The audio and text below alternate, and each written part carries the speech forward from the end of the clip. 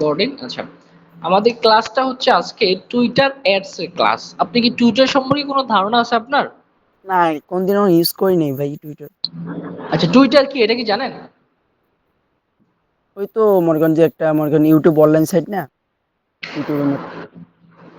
আচ্ছা, টুইটার হচ্ছে একটা সামাজিক যোগাযোগ মাধ্যম, যেরকম ফেসবুক একটা সামাজিক যোগাযোগ মাধ্যম, ইনস্টাগ্রাম একটা সামাজিক যোগাযোগ মাধ্যম, লিঙ্কডইন একটা সামাজিক যোগাযোগ মাধ্যম, ওই সেম ধারাবাহিকতায় টুইটার একটা সামাজিক যোগাযোগ মাধ্যম। কিন্তু বাংলাদেশে টুইটার অ্যাকাউন্টটা খুব বেশি প্রচলন নাই, দেশের বাহিরে টুইটারের অনেক বেশি প্রচলন আছে। বুঝে আসছে আমার কথা? হ্যাঁ ভাই।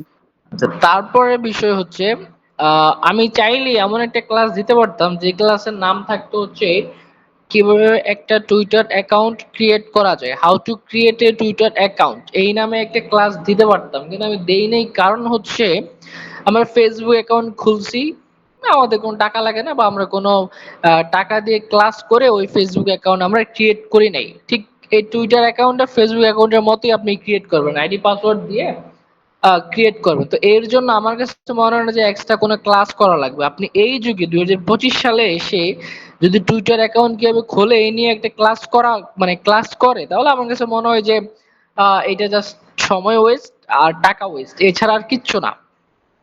তো আপনি যদি মনে করবেন যে আপনি যদি বলেন যে ভাই আমি তো টুইটার অ্যাকাউন্ট খুলতে পারি না, তাইলে আমি কিভাবে অ্যাডস রান করব?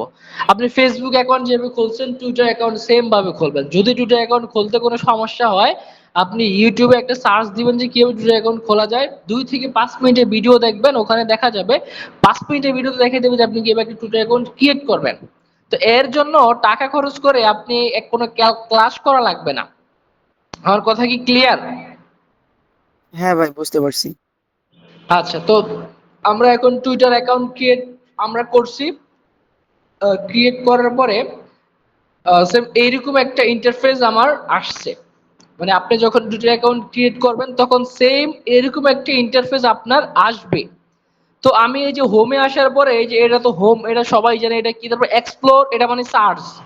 আমরা যেরকম সার্চ করি না, এই সার্চ হচ্ছে এক্সপ্লোর। তারপর হচ্ছে নোটিফিকেশন, তো সেম মেসেঞ্জার, এটাও তো বুঝতে পারতেছেন। তারপর হচ্ছে এই যে গ্লোক, এটা হচ্ছে চ্যাট জিপিটির মতো একটা অ্যাপ্লিকেশন। আপনি এখান থেকে যে কোনো কিছু সার্চ করতে পারবেন, কাইন্ড অফ চ্যাট জিপিটি।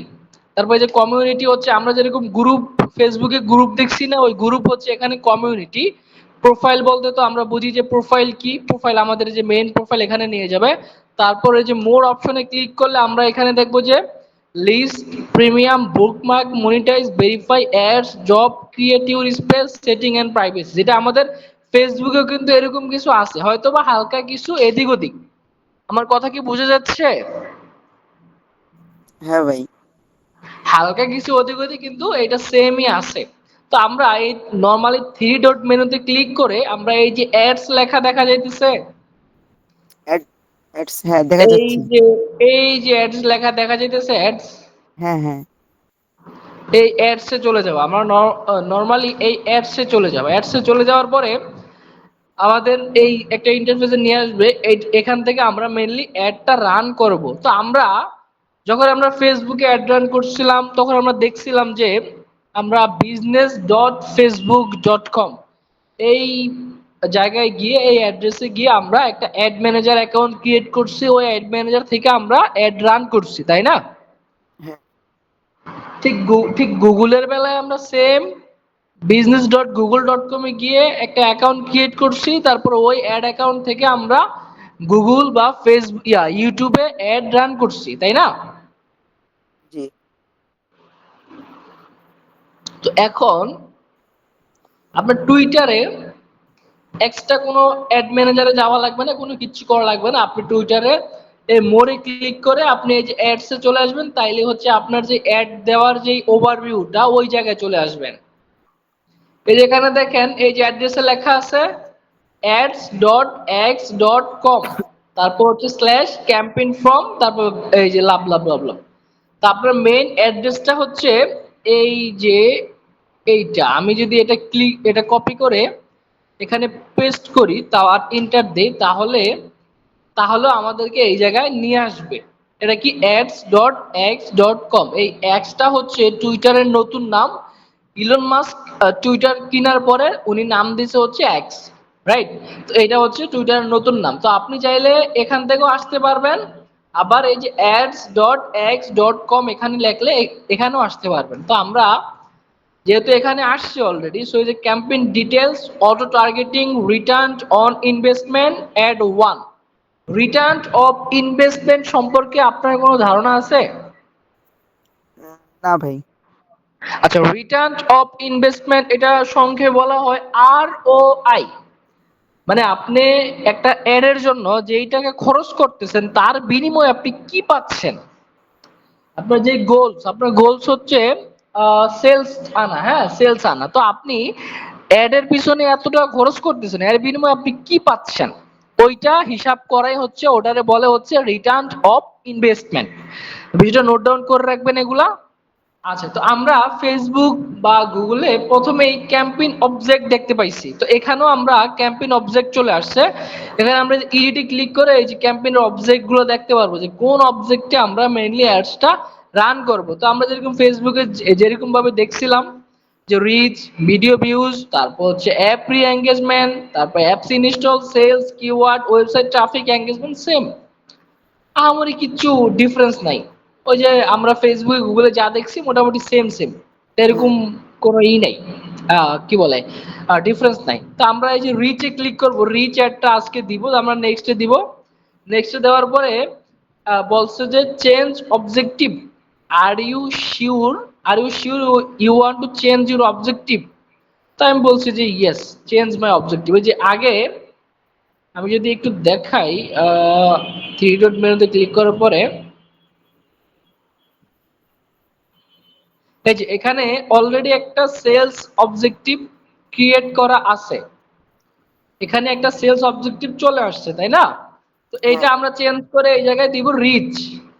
ওই রিচ দিয়েছি, এই যে এখানে আমরা রিচ দিছি, রিচ। এই যে reach, maximize your ads reach, মানে আমার টার্গেট হচ্ছে আমার অ্যাডসটা রিচ হবে। তো প্রথমে আমাদের যে কাজটা করতে হবে, ক্যাম্পেইনের একটা নাম দিতে হবে। কি নাম দিব? আমরা নরমালি একটা নাম দিলাম, লাইক হচ্ছে ক্যাম্পেইন, ক্যাম্পেইন ওয়ান।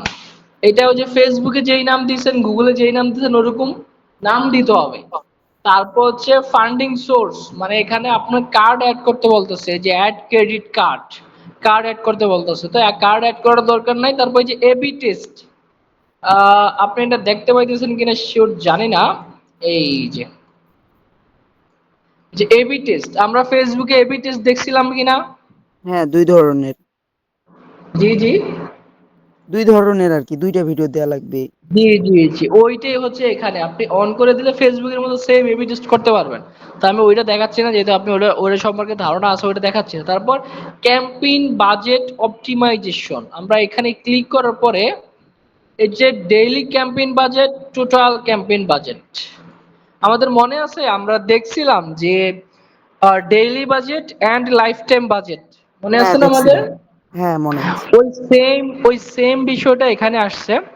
এটা আসছে যে ডেইলি ক্যাম্পেইন বাজেট আর টোটাল ক্যাম্পেইন বাজেট। ওখানে ছিল ডেইলি বাজেট আর লাইফ টাইম বাজেট, আর এখানে হচ্ছে daily campaign budget and total campaign budget. এখানে ডিফারেন্সটা হচ্ছে এখানেই, যেরকম মামুর বাড়ি যেইটা, খালার বাড়ি ওইটাই। ফেসবুকে ছিল মামুর বাড়ি, এখানে আসছে খালার বাড়ি, সেম কিন্তু বাড়ি একটাই, জাস্ট নামটা ডিফারেন্স। তো এখানে আমরা ডেইলি বাজেট দিয়ে দিব হচ্ছে মানে পার ডে। আর daily budget, life time budget সম্পর্কে আপনার ধারণা কেমন আছে আমাকে একটু বলবেন? মানে ডেইলি বাজেট মনে করেন যে 5। বুঝি নাই ভাইয়া। মনে করেন যে ডেইলি বাজেট যদি আমার অডিয়েন্স বলে যে 5, 10 এরকম দিতে, এরকম। আর লাইফ টাইম হলে একদম পার্মানেন্ট, যেটা 10। না না, ডেইলি বাজেটটা মানে কাটে কয় দিনে কাটে? আপনি ডেইলি বাজেট দিলে ওইটা কয় দিনে কাটবে, আর লাইফ টাইম বাজেট কাটবে কয় দিন, একটু আমাকে বলবেন এটা? ডেইলি বাজেট মনে করেন যে প্রতিদিন পর পর, মানে হ্যাঁ এই তো। আর life time budget? Life time budget মনে করেন যে একটা দিন থেকে আরেক দিন নির্ধারণ করে এত দিনের মধ্যে। আচ্ছা, আমি আবার বলে দিচ্ছি, ডেইলি বাজেট হচ্ছে আপনি যখন ডেইলি বাজেট দিবেন তখন প্রতিদিন আপনার মানে একদিনে আপনার এই ইটা কাটবে। আপনি যদি ডেইলি বাজেট $1 সেট, $10 সেট করেন, তাহলে প্রতিদিন আপনার $10 করে কাটবে। আর আপনি যদি লাইফ টাইম বাজেট সেট করেন তাহলে যতদিন অ্যাড চলবে, like life time budget set করছেন $50 আর চাইতেছেন অ্যাড 7 দিন, তো এই 7 দিনে টোটাল $50 কাটবে, 50। এর বেশি হ্যাঁ কাটবে না, কমও কাটবে না। বুঝে আসছে? হ্যাঁ, বুঝতে পারছি। আচ্ছা, তো এখানে আমরা ডেইলি দিয়ে দিলাম $20 বাজেট, হ্যাঁ। তারপর অ্যাডভান্সে যাইলাম, অ্যাডভান্সে যাওয়ার পরে যে প্রাইজিং স্ট্যান্ড এটা যেটা আছে এই সেম থাকবে, তারপর যে নেক্সটে ক্লিক করব।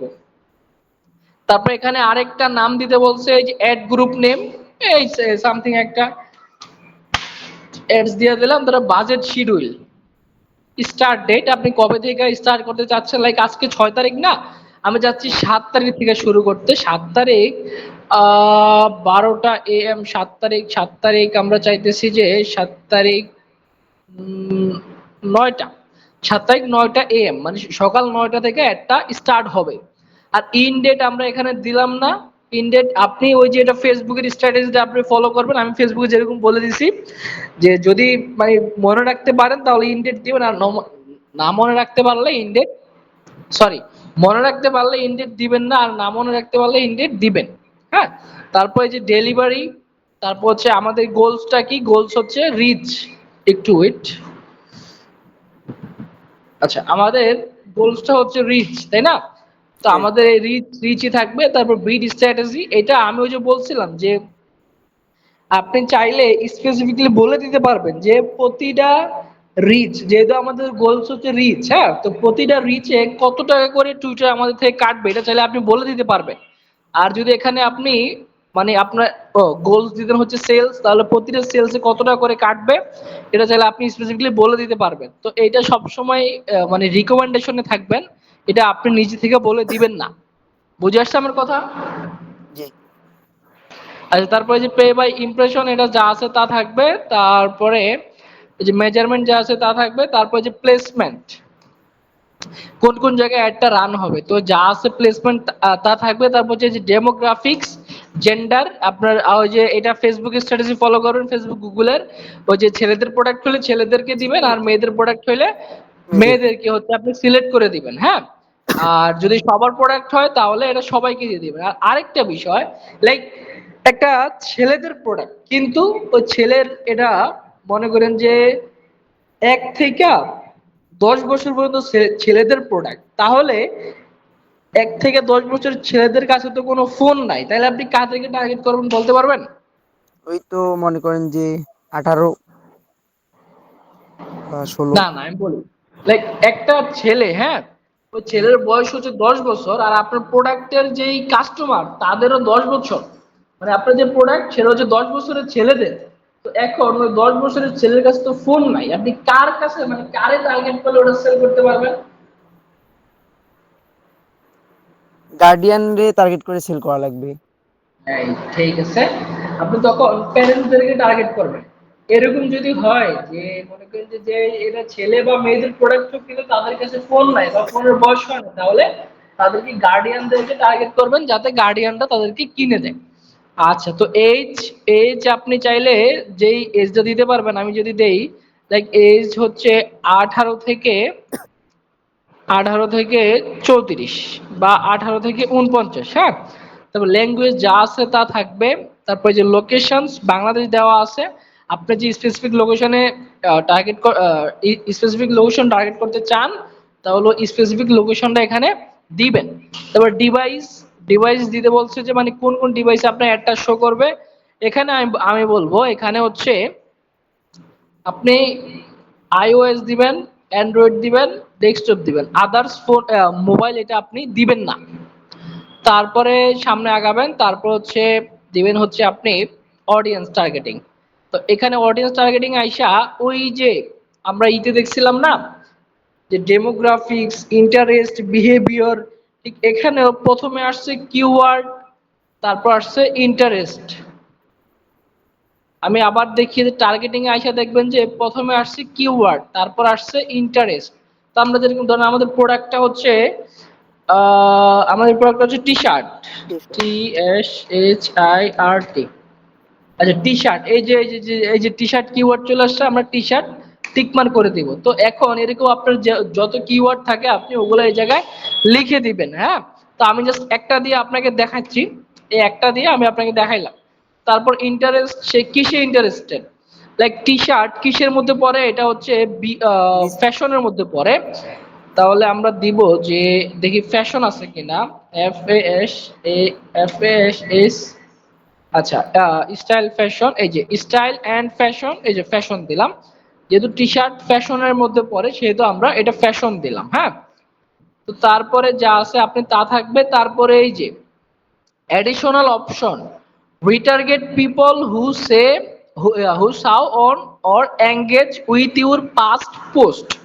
এখানে বলছে যে আপনি চাইলে তাদেরকে রিটার্গেটিং করতে পারবেন যারা আগে পরে আপনার পোস্টে এঙ্গেজমেন্ট করছে, আপনার আগে যে পোস্টগুলো এগুলোতে এঙ্গেজ ছিল, তো আপনি এটা অন করে দিবেন। তারপরে দিবেন যে also target follower of @agency এত এত, মানে এটা হচ্ছে এই টুইটার অ্যাকাউন্টটার নাম। তো আপনি বলছে যে যারা এই অ্যাকাউন্টে ফলো দেওয়া আছে তাদের কাছে শো করাইতে, তো আপনি এটাও দিয়ে দিবেন, টিক মার্ক দিয়ে দিবেন। তারপর যে টার্গেটিং স্ট্র্যাটেজি যা আছে তা থাকবে, তারপর আপনি নেক্সটে ক্লিক করবেন। নেক্সটে ক্লিক করার পর এই যে আরেকটা অ্যাড নেম, তারপর ডেস্টিনেশন। ডেস্টিনেশন হচ্ছে আপনি, যেহেতু আমরা সেলস ক্যাম্পেইন করতেছি না, আহ, সেহেতু আমরা যেহেতু আমরা রিচ ক্যাম্পেইন করতেছি, লাইক একটা জায়গায় আমাদের এটা রিচ হবে, তো এটা নোন থাকবে। যদি সেলস ক্যাম্পেইন করি তাহলে অ্যাপস বা ওয়েবসাইট যেখান থেকে আমরা পিক্সেল আনবো ওইটা থাকবে। হ্যাঁ, তো আপাতত যেহেতু আমরা সেলস ক্যাম্পেইন করতেছি না সেহেতু আমাদের ডেস্টিনেশন থাকবে নোন। তারপরে যে হোয়াটস হ্যাপেন এটা থাকবে ক্যাপশনে, যে ক্যাপশনটা দেওয়া থাকবে ওই ক্যাপশনে, লাইক ছোট একটা ক্যাপশন দিয়ে দিবেন, লাইক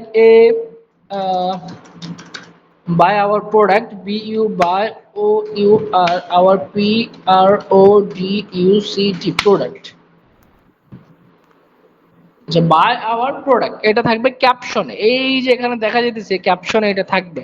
তো তারপরে হচ্ছে single image, single media, one photo or video, multimedia 2 থেকে 4 ফটো। আপনি যেহেতু আপনি যদি একটা পিকচার আপলোড করেন, অ্যাডস রান করেন, তাহলে এই সিঙ্গেলে ক্লিক করবেন, আর যে যদি অনেকগুলো করেন তাহলে যে মাল্টিমিডিয়াতে। তো আমি নরমালি একটা করব বলে আমি সিঙ্গেল মিডিয়াতে ক্লিক করলাম, তারপর এই যে সিলেক্টে ক্লিক করে যে ব্রাউজারে গিয়ে, লাইক আমি আমাদের আমাদের একটা বইয়ের দেই, ডিজিটাল মার্কেটিং কোর্স আমাদের বইটা কই, এটা মেবি আমাদের বই দেখি। হ্যাঁ, এই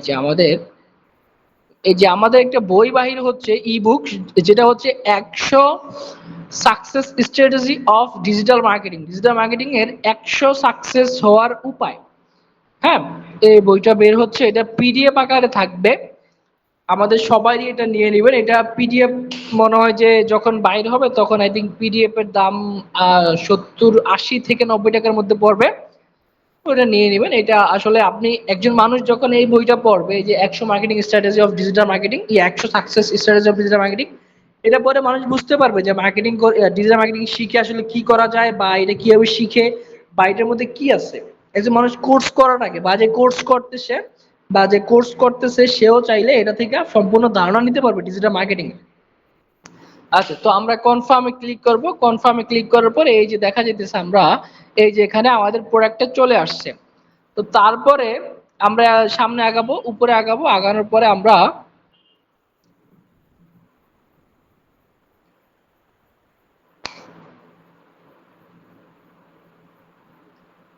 এইটা দিয়ে দেব ওয়েবসাইট।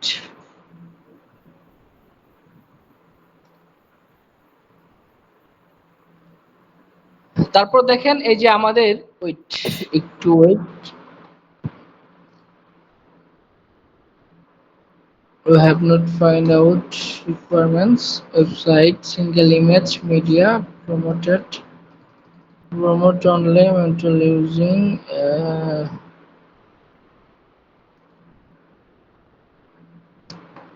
আচ্ছা, এই যে আপনি দেখতে পাইতেছেন আমাদের, সরি,